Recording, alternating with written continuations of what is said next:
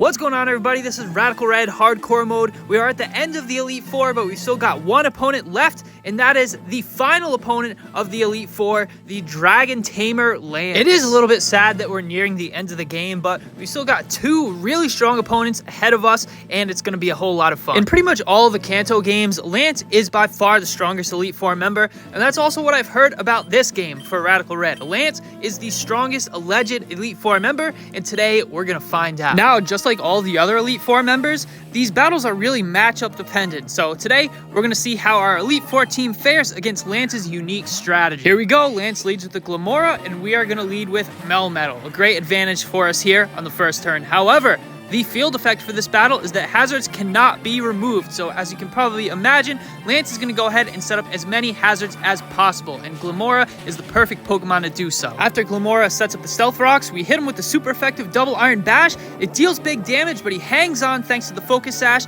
and Glamora's ability Toxic Debris means that he's going to set a layer of Toxic Spikes whenever he gets hit. And this is a bad combination with Focus Sash because that means we need to hit him at least one more time to take him out, and he's going to be able to get up a second layer of Toxic Spikes. Now, by using Double Iron Bash, it's a two-hit move, so at least we were able to take him out in one turn to prevent any further hazards from being set up. But on that one turn alone, Glamora was able to set up not only Stealth Rocks, but 2 levels of Toxic Spikes as well. Next, we see Dialga come out, but it's not just an ordinary Dialga, it's a Primal Dialga, and this thing is an absolute monster.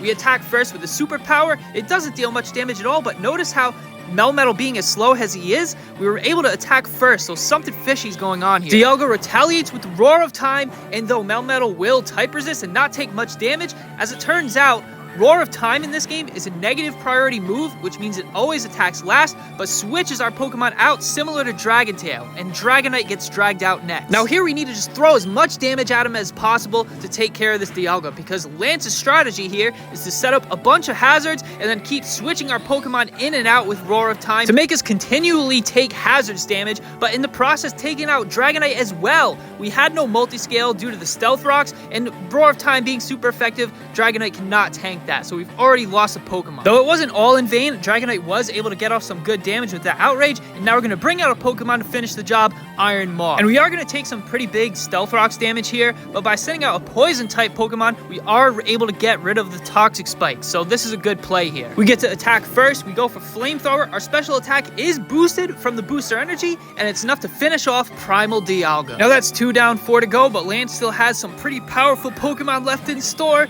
as we see the Arceus come out next. And I don't know what Lance is thinking here, because this is a Fairy-type Arceus, so we have the type advantage here. However, Arceus is faster and starts setting up Calm Minds. This can get really dangerous really fast. But we're going to take advantage of our type advantage here. We hit him with our strongest stab move, our super effective Sludge Wave, and it deals just about over half. It looks like he's going to Calm Mind boost again, so he's now at +2 special defense. We're just going to keep staying in and attacking with Sludge Wave. It's going to be really close, but it just manages to finish him off with the second Sludge Wave. And it was really important we take that thing out, and Arceus +2 Calm Minds is super dangerous. Luckily, Iron Moth was the perfect match for him, and we see Melmetal come out next. And Iron Moth is unstoppable. We're going to keep this train rolling. We attack first with the super effective Flamethrower. It deals big damage, taking into consideration the special attack boost from the Booster Energy, but it's not enough to one-shot. Melmetal fires back with the 4-time super effective Earthquake, and Iron Moth is unfortunately going to go down to that. Real quick, you guys, 80% of y'all are not subscribing. That's okay, but those are rookie numbers, man. Let's get that down to at least like 70%, and let's get to 1,000 subs by the end of the year, and you can always unsub if you really want to. But alright, now that Iron Moth managed to get Melmetal super low, all we need now is to bring in a fast Pokemon that can come in and finish the job. We bring out Mega Alakazam, we outspeed definitely, go for the Shadow Ball, it deals neutral damage, and we finish off the Melmetal. And Alakazam is a fast, hard-hitting glass cannon.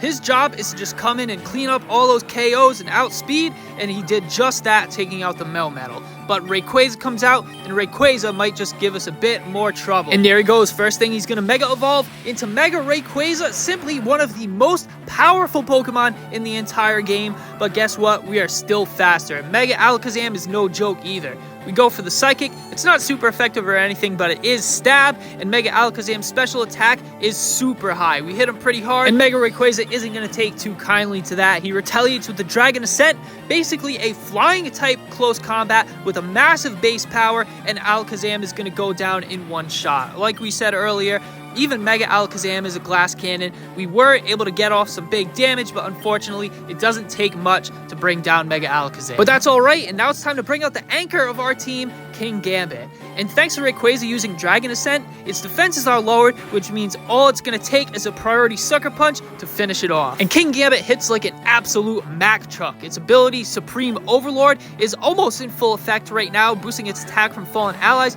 On top of the Life Orb, King Gambit's attack is not to be played with. But Lance is down to his final Pokemon, and the signature Dragonite comes out last. He outspeeds and goes for the Earthquake. Now it's super effective, but they don't call him King Gambit for nothing. We tank the attack like it's nothing. We go for the Kowtow Cleave. It's not going to deal super high damage, but we do break his multi-scale. Now we don't go for Sucker Punch there because Dragonite often sets up Dragon Dances on the first turn, but now that we know he's attacking, we can get off a priority Sucker Punch and finish off Dragonite before he even gets a chance to attack again. And with that, it's GG Lance. Now, this was a super fun battle. A couple of our Pokemon are definitely MVP contestants. Definitely Iron Moth is up there. King Gambit put in some work as well. But overall, a semi-difficult but very fun battle. Now regarding the difficulty, I actually don't think that Lance was harder than Agatha or even Bruno for that matter. But Lance did have a pretty cool and interesting strategy, setting up the hazards and then using Roar of Time to switch us in and out. But ultimately, our Elite Four team had a great matchup against Lance, and we were able to get by that insane strategy. But that's it for Elite Four Lance. It was definitely a fun one to say the least. Now,